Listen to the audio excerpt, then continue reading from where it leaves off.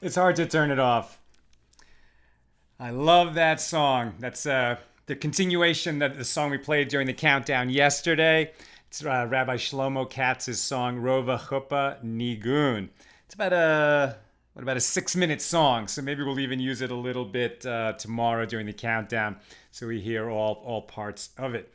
How are you, my holy sisters and brothers? A good Shabbos to you. It's only 6, 7 hours left until Shabbos begins. It's summer. Shabbos comes in so late. It goes out so late. We get a little extra time to prepare on Friday. And as we mentioned at the end of yesterday's show, it's a blessing to us. It's a blessing to us that this beautiful island in time is coming.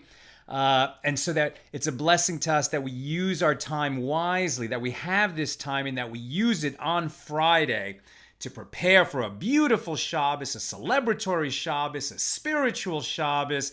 We get all the material needs taken care of today so we can slip into that soul space come Shabbos when evening arrives today. Let us light up the darkness.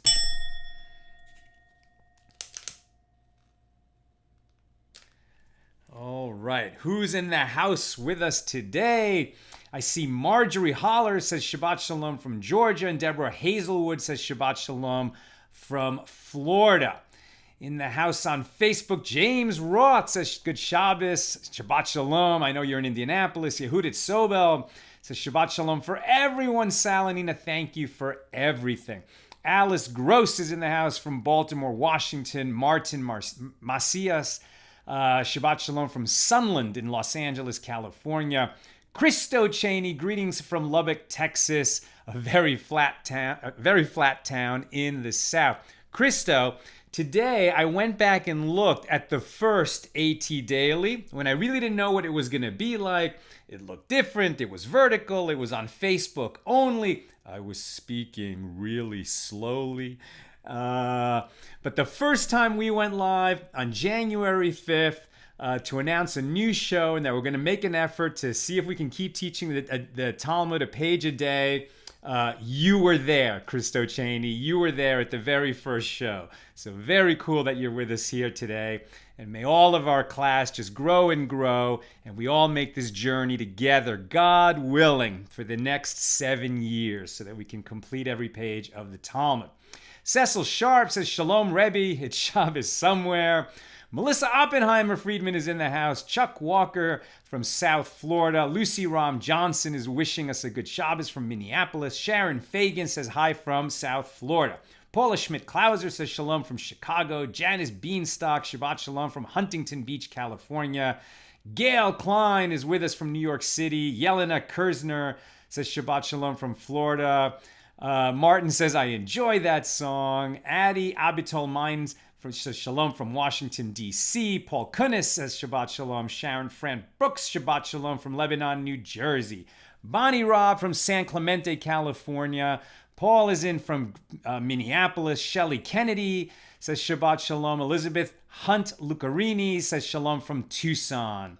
Christo says our synagogues are sanctuaries of space, but Shabbos is a sanctuary in time, just so.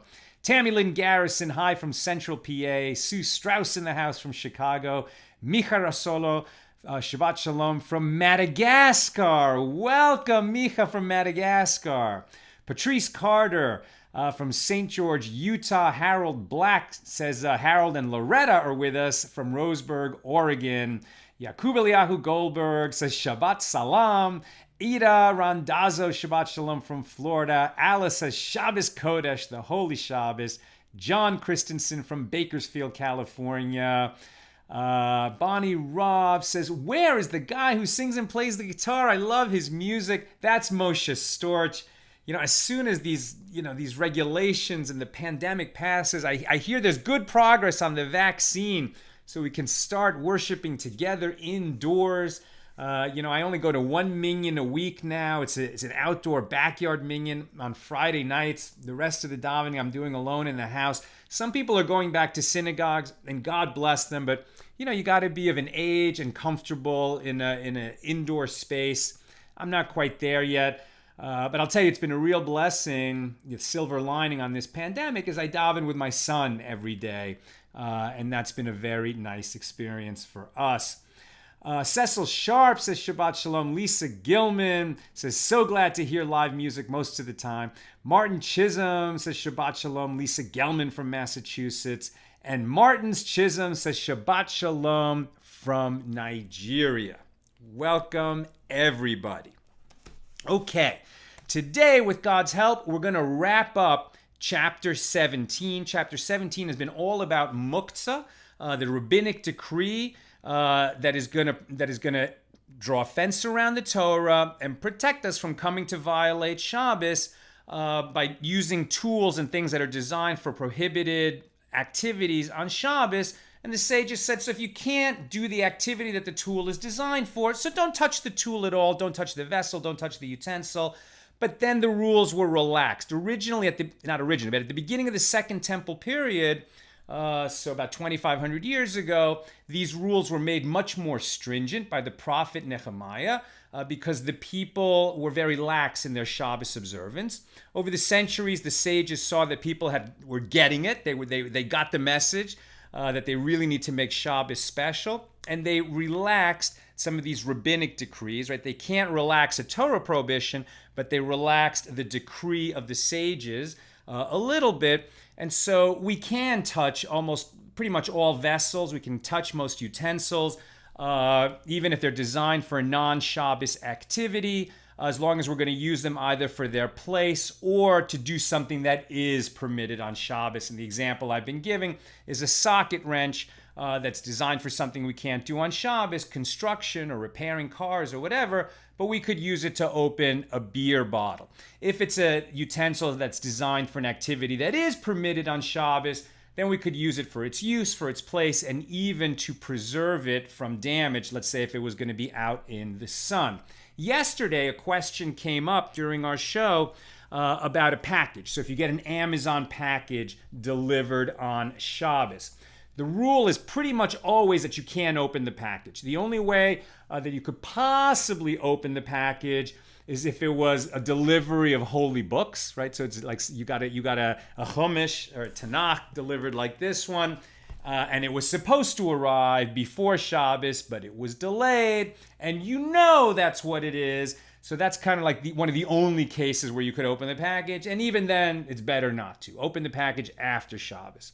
The question was, so what if it's outside on your porch and it's raining and you just want to move it out of the rain? And I sort of figured on based on what we've learned, that it would probably be okay to, kick it sort of like, to a place where it's going to be safe from the rain, even inside the door, because your porch is your private property. So you're not moving it from the public domain to the private domain. It's already on your private domain. The delivery person took it from the public domain and deposited it in the private domain. He did that. We didn't do that. So can we pick it up and pull it inside? No, the package is definitely muktzeh. We're not going to open it on Shabbos, especially if we don't know what's in it. But can we protect it from theft and from rain? And we would think, well, if we move it with our foot, that's an atypical manner. We're recognizing that we can't use this thing on Shabbos because it's muktzeh, but if we move it in an atypical manner, maybe that's okay for the purpose of protecting it. And the answer is, that's the answer. I was really relieved that our analysis and what we would think would be the law is in fact the law. You can move it inside with your foot just to protect it. But when you move it inside, move it to a place where you're not going to have to move it again, right? Like get it inside the door and out of the way, and that's it. And if it's a protected and sheltered porch and you're not so worried about theft or rain damage, so then just leave it. Ideally, you just leave it. If you have to move it for fear of financial loss, we do, but we do so in an atypical manner. Okay. I also had some good news today. Devorah Bas Sarah, who is a member of our community, and we often see, or formerly we saw her comments more. She's really been battling some serious illness. She was in the hospital for quite a while. We've been praying for her. And I got a message from her husband today that, she checked out of the hospital, I think he said like 2 months ago or a month ago. And when she left the hospital, she was 92 pounds. And now she's up to 119 pounds, much healthier, much better condition. She's aware that we've been praying for her, and she thanks us for her prayers, and it has really helped. So God, please keep the healing going for Devorah Bas Sarah. May we only hear good news, and may she have a complete and speedy recovery. Also, the daughter of a friend of ours, whose name is Marjorie Bas Marjorie, very young girl who has lupus, and the lupus kind of like attacked her and her immune system really strongly before the pandemic began. She was already in the hospital when the pandemic began. It was really touch and go. She's home. She's doing great. She still has some treatments to go, but out of danger. And now it's just sort of regular treatments. And we were really relieved to hear that young Marjorie Bas Marjorie is doing great. Okay. So, to get back to our daf, we are doing today page 126, Kuf Chaf Vav. That's page 126 of Tractate Shabbos. We are completing, God willing, today our discussion of chapter 17.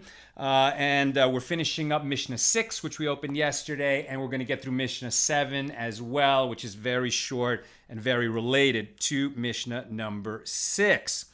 Okay. Yesterday we looked at Mishnah number 6 regarding a stone in a gourd. And as we saw, if you have a gourd, right, so it's like a vegetable, a large vegetable that was hollowed out, allowed to become hard, and now it's acting as a vessel that you can use to not only carry water, but even to lower it into a well to draw water out of the well. So you need some weight in the gourd. If you put a rock inside the gourd, the question is, did the rock become part of the gourd because it's serving the vessel, giving it enough weight to get to the water and draw water? Or is it just temporarily sitting in the gourd and it's not really part of the gourd? And the answer, according to the Talmud, is that if the rock can fall out easily, then it's not part of the gourd. If it's attached to the gourd, or if it's large enough that it won't fall out, then it is part of the gourd. And it's a big difference because if it's part of the gourd, then all we care about is the gourd. The rock no longer has a separate identity as a rock. It's just part of the vessel. We know we can move a vessel around. A rock by itself is muktzeh. We don't touch rocks on Shabbos. They're part of the ground. We don't need them. Rocks and twigs don't have a legitimate Shabbos use unless we design one for them in advance. So if the rock is separate and the gourd is just kind of containing the rock, now the gourd becomes a base for something that is muktzeh, that we set aside from use on Shabbos, and now the gourd and the rock are both things that we don't touch on Shabbos. So we want to make sure that if we're going to need that rock to give the gourd weight, that it's large enough and installed in such a way that it won't fall out easily. Ideally, that it's tied to the gourd. And as we saw, that has implications for if a rock happened to come to rest on a wine barrel. Did the wine barrel become a base for the rock? The answer is yes. The question is, what can we do about it? If we can just kind of shake the barrel and the rock falls off, now the wine barrel is no longer a base for the rock. That was yesterday. Now we're continuing this Mishnah number 6. It had 3 teachings. The first was about the rock and the gourd. The second was about a pitcher that you would use for wine or water. And it has a vine that either somehow was tied to the handle, or it even grew around the handle of the pitcher. You could almost imagine that there's a well, right? So there's like a pit that has water in it that people would draw water out of for their drinking water. If it's on private property, so then it's okay. You can reach in there, get water, and draw it out on Shabbos because you're not transferring from public to private property. It's just private property to private property, one domain, same domain. And and let's say that there's this pitcher that is resting near the well and on the ground, and you didn't use it for a few days. We've got some vines here around our house that grow really fast. Morning Glory is one of them, and Wisteria is another. And in a few days, a tendril of the vine could easily grow around the handle of the pitcher. So now, can we use the pitcher? There's going to be two problems here. One is if the vine grew around the pitcher and then you detached it before Shabbos began, so now it's like a twig on the ground. A twig on the ground, if it's within 3 handbreadths of the ground, it's considered on the ground. So twigs on the ground are muktzeh. But if it's sufficiently entwined around the handle of the pitcher so that it's considered like it's tied to the handle, just like the rock, if it was tied to the gourd, now it's become part of the vessel. It is the identity of the twig has been subsumed into the identity of the vessel, in this case, a pitcher, so you can use the pitcher. What if the vine is still attached to the plant, right? So there's a living vine entwined around the pitcher. This is more problematic because if you pick it up and use it, we're afraid that you might sever it, and that would be violating the Torah prohibition on Shabbos of reaping, right? We cannot cut any kind of a part of a plant off of a living plant on Shabbos. But in this case, interestingly enough, if that vine became sufficiently entwined around the pitcher, so then its identity, even though it's still attached to the plant, but the part that's attached to the pitcher now is subsumed into the pitcher, and certainly if it's within 3 handbreadths of the ground, it's not part of a tree, so we can use the pitcher. That's where that law comes out. The third part of Mishnah number 6 has to do with a window shutter, and this is where we're going to focus a little bit more of attention.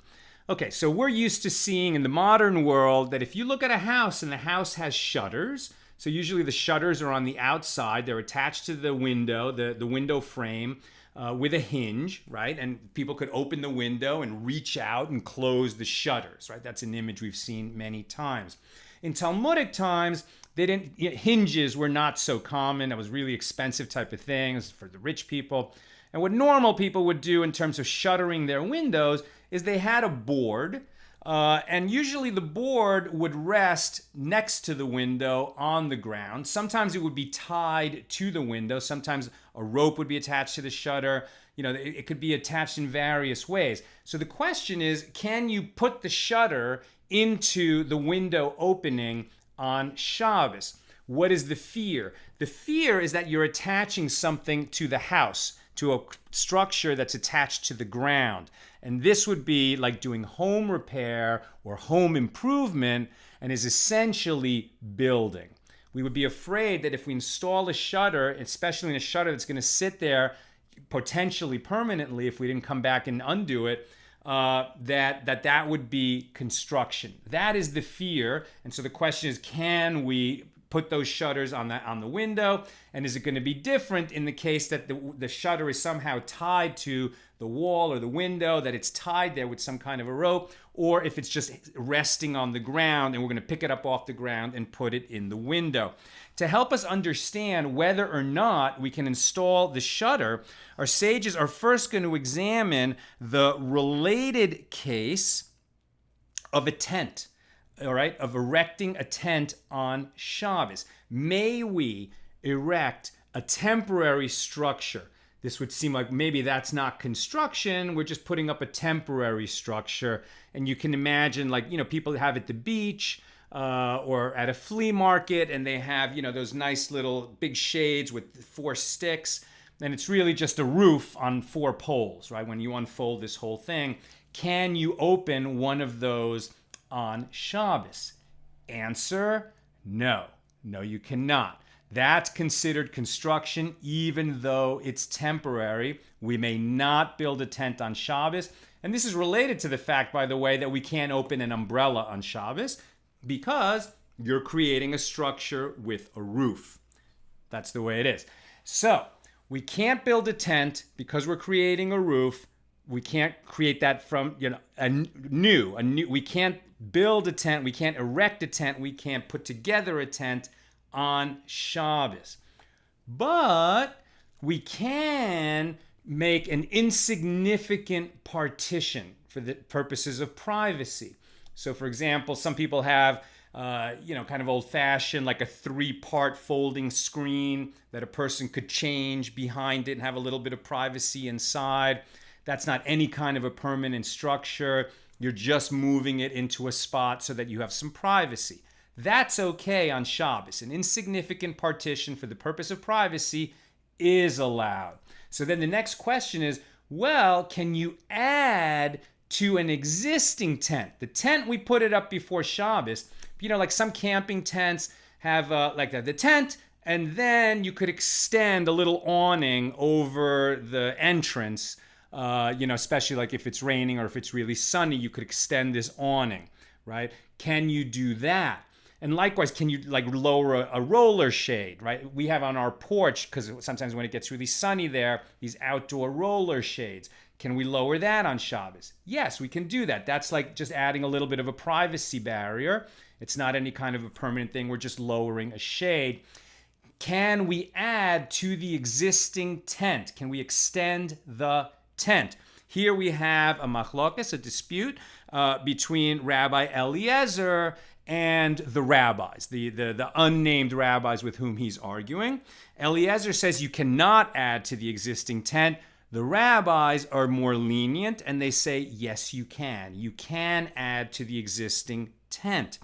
Now we look at another related issue, and that is about a bolt for a door. Again, for locking a door, we're accustomed to having nice hardware, and you just have a door handle that you can lock, throw a deadbolt, or just some other kind of a lock.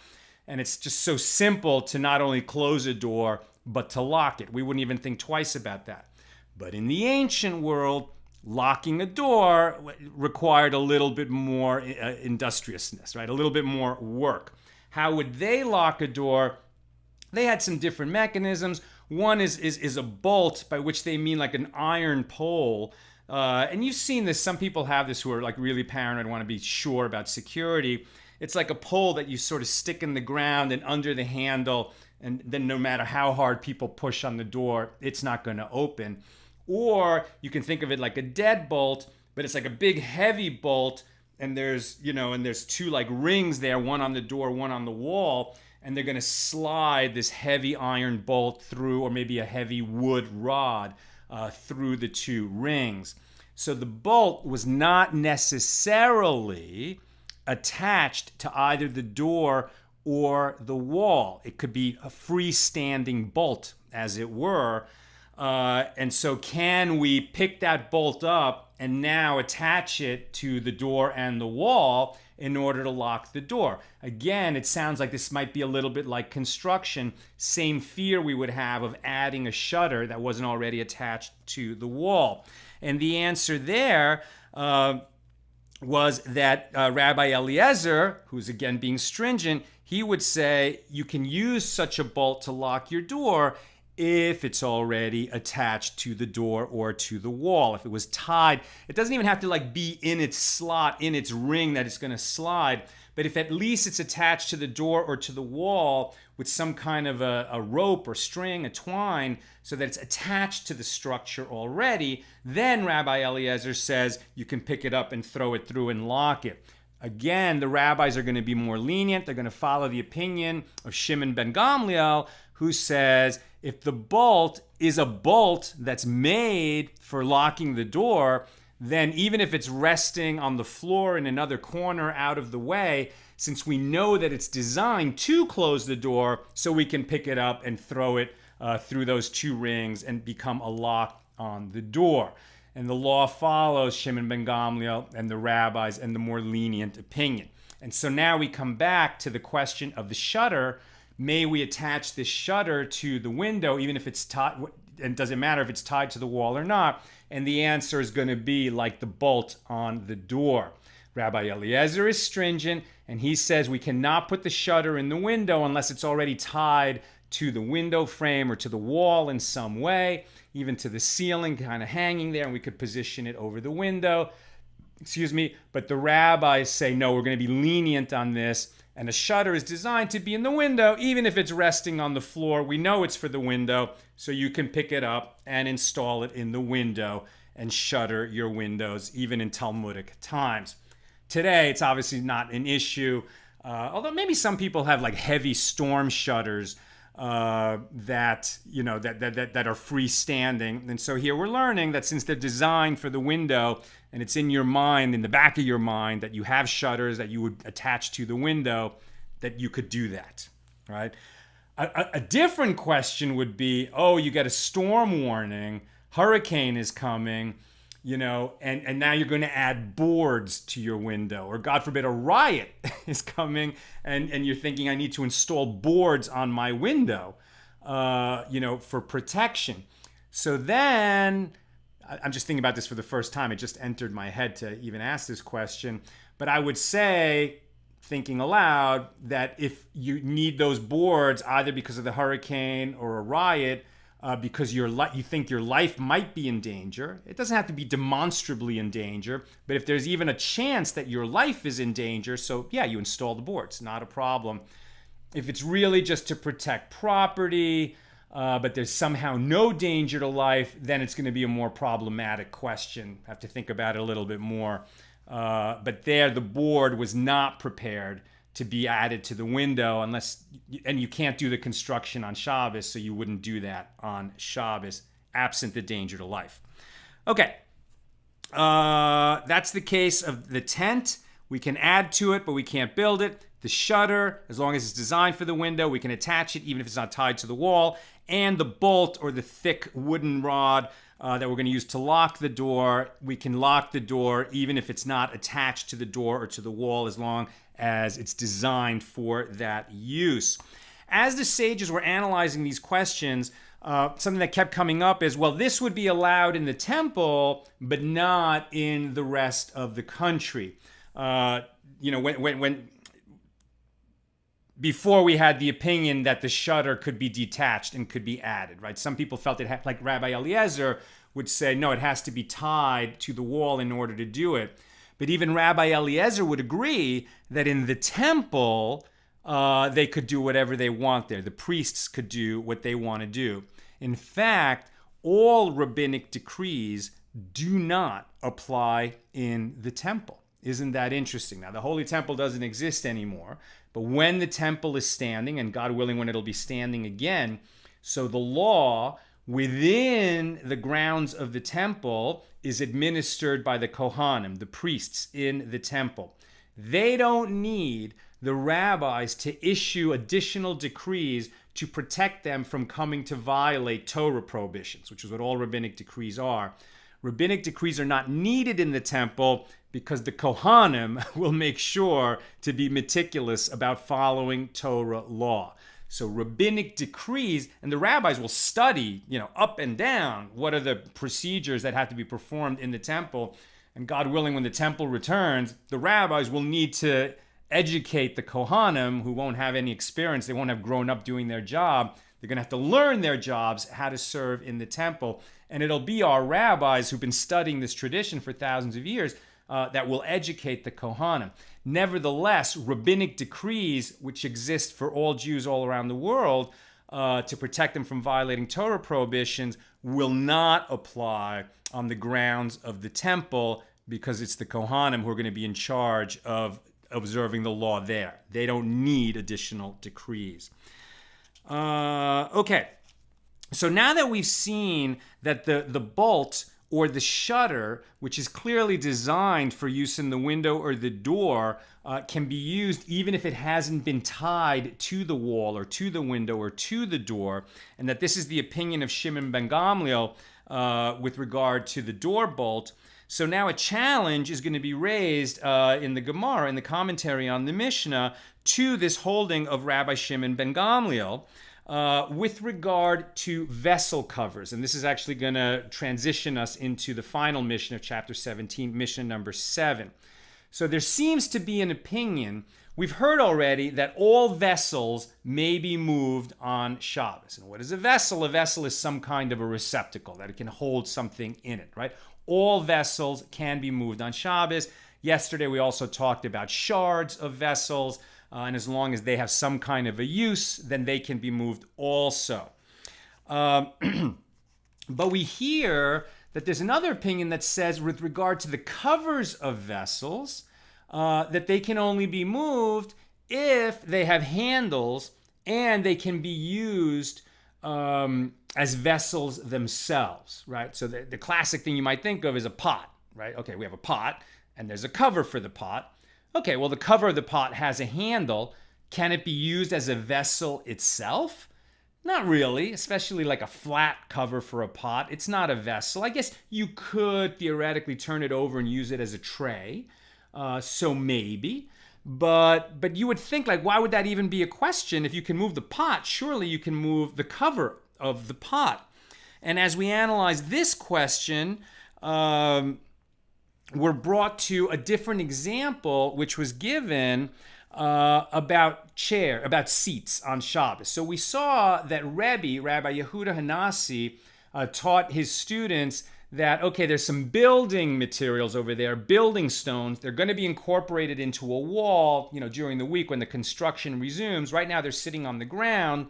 And on Friday, he said to his students, hey, we're going to need a bunch of places to sit tomorrow because I'm going to give a lecture. You're all going to attend. And a lot of guests are going to come from the town that we're visiting here. And they're going to want to listen to the lecture too. So prepare those stones to be sat on.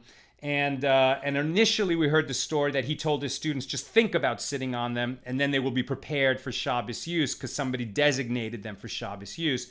But then Rabbi Yochanan came and said, no, it wasn't just think about it. You have to take an action. And so the students went out there and moved the stones. So they sort of made an arrangement where people could sit and hear the lecture. And some say, I think it was Rabbi Asi that it's that even that's not enough to move them, that you could even scrape them a little bit so they're cleaner, and that's a definite action that you intend to use them as a chair for Shabbos. Okay, now we have a similar story of Shimon ben Gamliel where the question came up, similar situation. He was traveling, he had some students with him, they were at a new place for Shabbos and they were going to need more seats. In this place, a palm tree had been cut down, and so there was a bunch of palm logs, right? Logs of a palm tree sitting around, and it was the same kind of story. What do we need to designate them so that we can use them as seats tomorrow? And Shimon ben Gamliel said, well, just think about using them tomorrow, and they'll be designated that they're no longer being thought of as firewood, which we can't use on Shabbos, but rather we're going to use them as seats tomorrow. And the sages, the other rabbis, disagreed with Shimon ben Gamliel and said you need to take an action to demonstrate that you're intending to use them as chairs rather than the totally prohibited category of firewood. And then the law follows those rabbis who said that you do have to tie them up. You have to take some kind of an action, tie a few of them together and make them available. And so this is an action rather than just a thought. Right, so now with regard to these vessel covers, the covers of vessels, well, why do they need to be designated? They seem to be part of the vessel. Surely we can move them around. And so then Rabbi Yosei came and clarified what the question was. Yes, of course, the covers of vessels can be moved. You don't have to think about this, the cover of a pot as being separate from the pot. Both of them can be moved on Shabbos. It's not a problem. What the question came from was the cover of a pit, right? So you can imagine if you have a pit, especially in Talmudic times, they would dig holes and store things in the holes, and then there was a cover on the pit.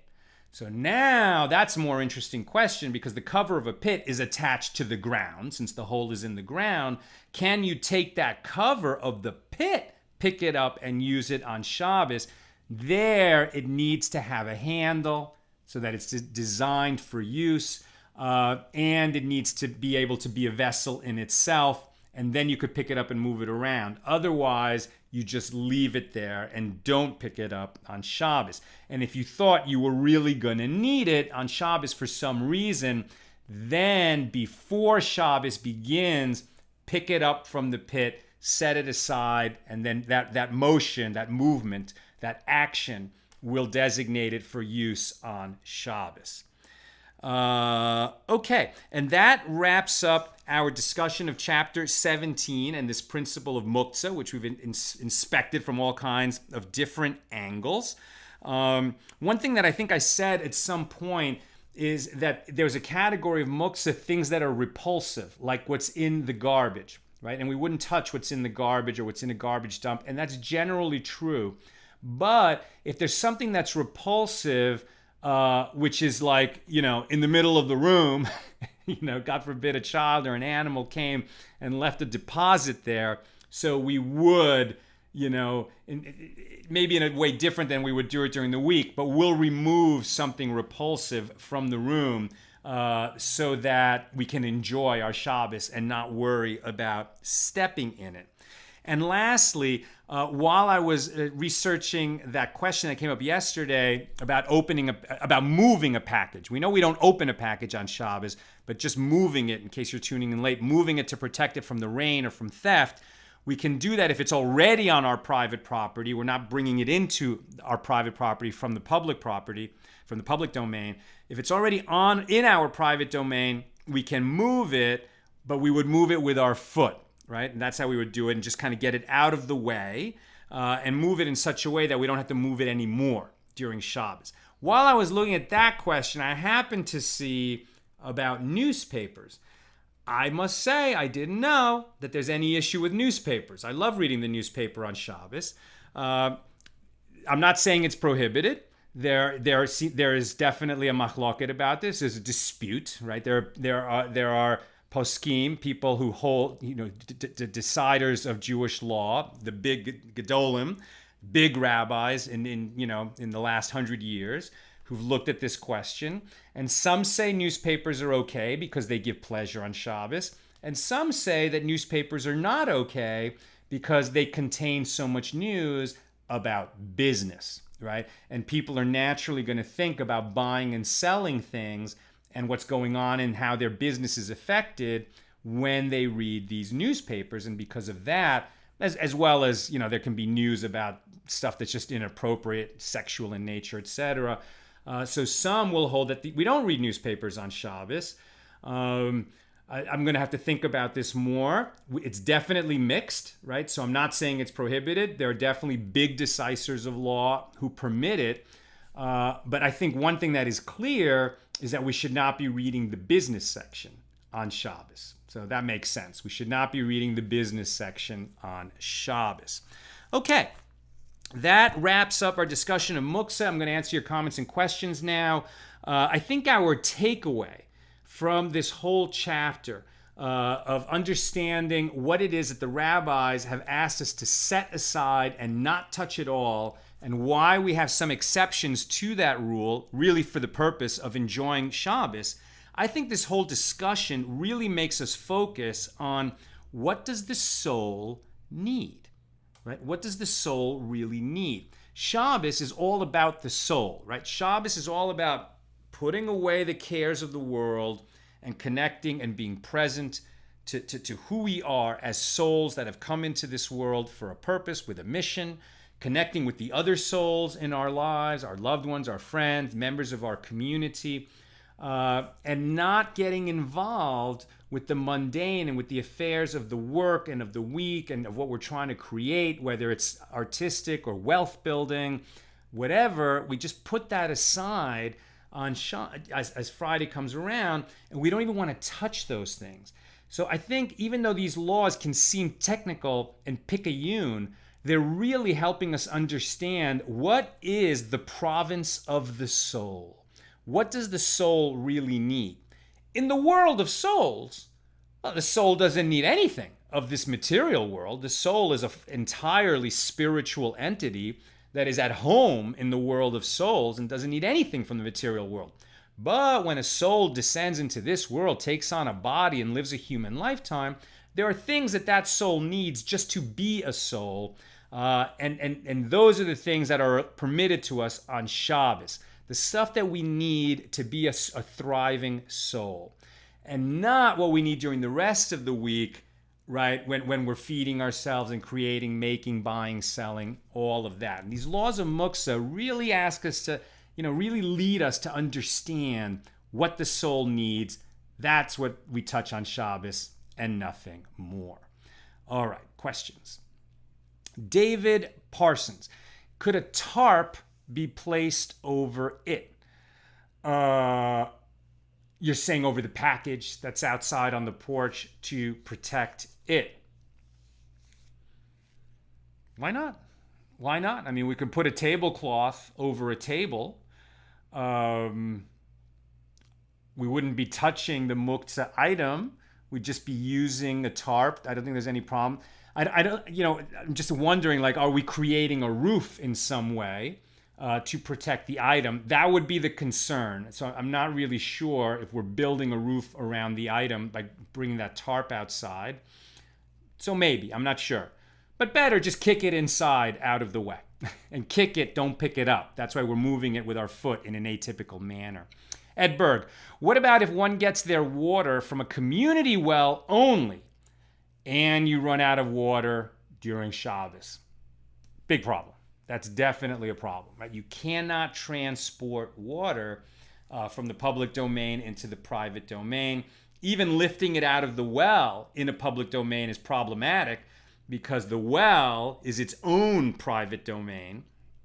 And it's in the middle of a public domain, and now you're lifting from the water that's inside this limited domain at the bottom of the well out into the public domain. So already that's a problem. And we saw when we talked about this earlier that that's why they would fence in the area around the well just so that you could lift the water out and still be in the same private domain as the water is in. But now transporting it back to the house is going to be super problematic. It's just not going to be possible unless it's a threat to human life, right? I mean, if you're really worried that you're not going to have water that you need. In fact, when we get into chapter 18, when there's going to be a few matters that aren't so much related to each other, but stem from the concept of Shavuot, which we're going to start tomorrow night. But in that chapter, we're going to look at what happens when a woman gives birth on Shabbos. And there, the sages are going to be super lenient. Like anything she needs, pretty much, we're going to give her. So if there's the least threat to her health or the baby's. But I think moving water from a well would be problematic. Bill Eldridge, this conversation of shutters brings to mind for me the situation of people who live along the Gulf Coast who had to prepare for hurricanes. Mother Nature, unfortunately, doesn't keep Shabbos, so theoretically, one might have to board up the windows on Shabbos. Does the temporary nature of the boarding make it licit? Well, I think you probably asked the question before I got into discussing this. I think the question is, if there's a danger to life, we put up the boards. If there's not a danger to life, it's going to be much more problematic. Ed Berg, can you open the umbrella before Shabbat if you feel you'll need it on Shabbos? I believe so, yes. I do think so. I'd have to look at it more, but I recall seeing people like, when it's really raining, like the umbrellas just stay, right? They probably open them before Shabbos and use them. A lot of people, because of the problem and because of the appearance that they might have opened it during Shabbos, will just avoid it.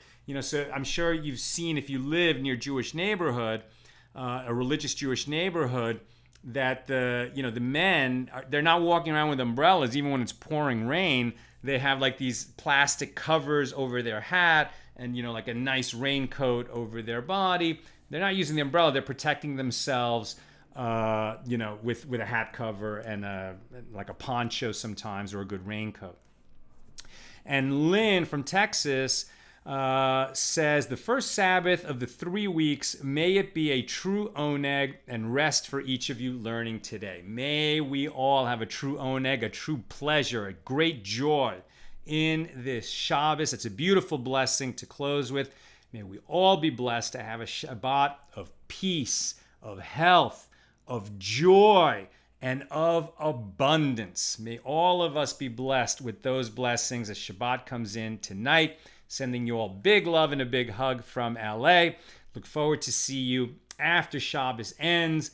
It's still pretty late because it's summer. So I try to get on there about, it's probably going to be about 45 minutes after Shabbat ends on the West Coast. So probably we'll get it up and going at about 9:30 p.m. tomorrow night